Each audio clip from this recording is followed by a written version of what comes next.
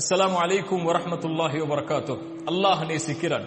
அல்லாஹ் யாரை நேசிக்கிறான்? அல்லாஹ்வுடைய தூதர் ஸல்லல்லாஹு அலைஹி வஸல்லம் அவர்கள் சொன்னார்கள், அல்லாஹ் வெட்கமுடையவன், அல்லாஹ் மறைவை விரும்பக்கூடியவன். யுஹிப்புல் ஹயாஅ வஸ்ஸித்ர். அதனால் அல்லாஹ் வெட்க குணத்தை நேசிக்கிறான், மறைக்கும் குணத்தை அல்லாஹ் நேசிக்கிறான். அதாவது யாருடைய வாழ்வில் வெட்க குணம் செயலிலும் சிந்தனையிலும் உள்ளதோ அவர்களை அல்லாஹ் நேசிக்கிறான். சுப்ஹானல்லாஹ். இஸ்லாமிய மார்க்கத்தில் உயர்ந்த குணம் வெட்கம். ரசூலுல்லாஹி ஸல்லல்லாஹு அலைஹி வஸல்லம் சொன்னார்கள், ஒவ்வொரு மார்க்கத்திற்கும் ஒரு குணம் உண்டு, இஸ்லாமிய மார்க்கத்துடைய குணம் வெட்கம் என்றார்கள். அல்லாஹ்வுடைய தூதர் சொன்னார்கள், ஈமான் 70க்கும் மேற்பட்ட கிளைகளை கொண்டது. அதில் முதலாவது லா இலாஹ இல்லல்லாஹ், கடைசியானது பாதையில் இடையூறு தரக்கூடிய பொருட்களை அகற்றுதல் என்று கூறிவிட்டு அத்துணை விஷயங்களையும் ஆக்கிரமிக்கக்கூடிய ஈமானுடைய ஒரு கிளையை பிரித்து சொன்னார்கள், அல் ஹயாஉ ஷுஅபத்தும் மினல் ஈமான். ஈமானுடைய கிளைகளில் ஒன்று வெட்கம் என்றார்கள். அல்லாஹ்வுடைய தூதர் ஸல்லல்லாஹு அலைஹி வஸல்லம் சொன்னார்கள், நுபுவத்துடைய வார்த்தைகளில் ஒன்று, ஒரு மனிதன் எதை வேண்டுமானாலும் செய்து கொள்ளட்டும், வெட்க குணம் இல்லை என்றால். ஆம், ஒரு சமூகம், ஒரு மனிதன் எதை வேண்டுமானாலும் செய்வான், சிந்திப்பான், அவர்களுடைய வாழ்வில் வெட்க குணத்தை அவர்கள் கடைபிடிக்கவில்லை என்றார். அறிஞர்கள் சொல்லுவார்கள், என் சமூகம் அழிந்ததுடைய முதல் காரணமே எதிரிகள் போர் தொடுத்தல்ல, இந்த சமூகத்தில் மீதுள்ள வெட்க குணத்தை, என் சமூகத்தின் வாலிபர்கள், வாலிப பெண்கள் சுமக்கக்கூடிய வெட்க குணத்தை அழித்தார்கள். அந்த சமூகம் அழிந்தது, அழிந்து கொண்டிருக்கிறது. அல்லாஹ் பாதுகாப்பானாக. அல்லாஹ்வுடைய தூதர் ஸல்லல்லாஹு அலைஹி வஸல்லம் அவர்களுடைய வெட்க குணத்தை நபித்தோழர்கள் சொல்லுகிறார்கள், அல்லாஹ்வுடைய தூதர் வெட்கம் அடைந்தால் ஒரு புது பெண் திரைக்கு பின்னால் இருந்து எப்படி வெட்கம் அடைவாளோ அப்படி அல்லாஹ்வுடைய தூதர் வெட்கப்படுவதை நாங்கள் பார்த்திருக்கிறோம் என்று. அல்லாஹ்வுடைய தூதர் ஒரு சபையில் அமர்ந்திருக்கிறார்கள். அவர்களுடைய ஆடை கொஞ்சம் விலகி இருக்கிறது. அபூபக்கர் சித்திக் வருகிறார்கள். அல்லாஹ்வுடைய தூதர் அதே நிலையில் இருக்கிறார்கள். உமர் வந்தார்கள், அதே நிலையில் இருந்தார்கள். உஸ்மான் வந்தார்கள், ஆடைகளை மறைத்துக் கொண்டார்கள். ஆயிஷா ரலியல்லாஹு அன்ஹா அவர்கள் சென்றதற்கு பிறகு கேட்டார்கள், என் கணவரே, அல்லாஹ்வின் தூதரே, அபூபக்கர் வந்தார்கள், ஆடையை நீங்கள் மாற்றவில்லை. உமர் வந்தார்கள், ஆடையின் நிலையை மாற்றவில்லை. உஸ்மான் வந்தார், ஆடையின் நிலையை மாற்றினீர்கள், ஏன்? ரசூலுல்லாஹி ஸல்லல்லாஹு அலைஹி வஸல்லம் சொன்னார்கள், ஆயிஷா, என் மனைவி அவர்களே, யாரை கண்டால் மலக்குகள் வெட்கமடைகிறார்களோ அவரை கண்டு நான் வெட்கமடையக்கூடாதா என்று அல்லாஹ்வுடைய தூதர் ஸல்லல்லாஹு அலைஹி வஸல்லம் கேட்டார்கள். சுப்ஹானல்லாஹ். ஒரு நபித்தோழரின் வெட்க குணத்தை அல்லாஹ்வுடைய தூதர் ஸல்லல்லாஹு அலைஹி வஸல்லம் அங்கீகரித்தார்கள்.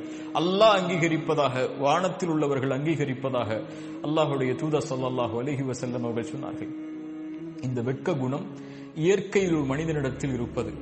இயற்கையின் வெட்க குணமே இன்றைய காலத்தில் எமது கண்களுக்கு முன்னால் செத்து மடிந்திருப்பதை பார்க்கிறோம். ஒரு மனிதன் தனக்கு அனுமதிக்கப்பட்ட பெண்ணை கூட தொடமாட்டான் வெளிப்படையில், மக்களுக்கு மத்தியில். ஆனால் இன்று தனக்கு அனுமதி இல்லாத பெண்ணை வெளிப்படையில் எந்த எல்லையை கடந்து மக்கள் மத்தியில் செயல்பாடுகளை செய்யக்கூடாதோ அந்த செயல்பாடுகளை எல்லாம் வெளிப்படையில் செய்யக்கூடிய சமூகமாக ஈமானை ஏற்று வாழக்கூடிய சமூகமும் மாறிவிட்டது. இன்னா லில்லாஹி வ இன்னா இலைஹி ராஜிஊன். எப்படி இதை விவரிப்பது? முஸ்லிம் பெண்களுடைய ஆடைகள் இன்று அவர்கள் விரும்புவது ஆடையாகிவிட்டது. அவர்களுடைய உடலை வெளிப்படுத்துவதை இன்று கண்ணியமாக கருதுகிறார்கள். அல்லாஹ் அனுமதித்த, அல்லாஹ் அவர்களுக்கு கண்ணியமாக கூறிய ஹிஜாபை அணிவதையெல்லாம் அவர்கள் இன்று இழிவாக பார்த்து விட்டார்கள். ஒரே ஒரு செய்திதான், அறிவுரையாக அல்ல, சிந்தனைக்காக. சமூகத்துடைய ஆண்களும் பெண்களும், நானும் நீங்களும் இந்த செய்தியை கொஞ்சம் சிந்தியுங்கள். அப்துல்லா இப்னு அப்பாஸ் ரலியல்லாஹு அன்ஹு அவர்கள் சொன்னார்கள், தன் தோழரை பார்த்து, சொர்க்கத்தின் பெண்ணை உனக்கு அறிவிக்கவா என்று. அவர்கள் ஒரு பெண் கடந்து சென்றார்கள். சொன்னார்கள், இந்த பெண் அல்லாஹ்வுடைய தூதருடைய சபையில் ஒரு முறை வந்தார்கள். வந்து சொன்னார்கள், யா ரசூலல்லாஹ், எனக்கு நோய் வலிப்பு இருக்கிறது. நோய் வலிப்பு ஏற்பட்டால் என் ஆடைகள் விலகிக் கொள்கிறது மக்களுக்கு முன்னால். எனக்காக அல்லாஹ்விடத்திலே துஆ செய்யுங்கள். அல்லாஹ்வுடைய தூதர் சொன்னார்கள், பெண்ணே, இதற்காக அல்லாஹ்விடத்திலே துஆ செய்கிறேன். அல்லாஹ் அந்த நோயை நீக்கி விடுவான். ஆனால் பொறுமையை கடைபிடித்தால் அல்லாஹ் உனக்கு சொர்க்கத்தை கொடுப்பான், தேர்ந்தெடு. அந்த பெண் சொன்னார்கள், யா ரசூலுல்லாஹ், நான் பொறுமை காக்கிறேன், சொர்க்கம் எனக்கு கிடைக்கட்டும். ஆனால் அல்லாஹ்வுடைய தூதரே, நான் மக்கள் மத்தியில் இருக்கும்போது வலிப்பு நோய் ஏற்பட்டால் என் ஆடை விலகிக் கொள்கிறது, நான் என்ன செய்வது? அதனால் மக்கள் என்னுடைய அங்கங்களை பார்க்கக்கூடிய சூழல் ஏற்படுகிறது.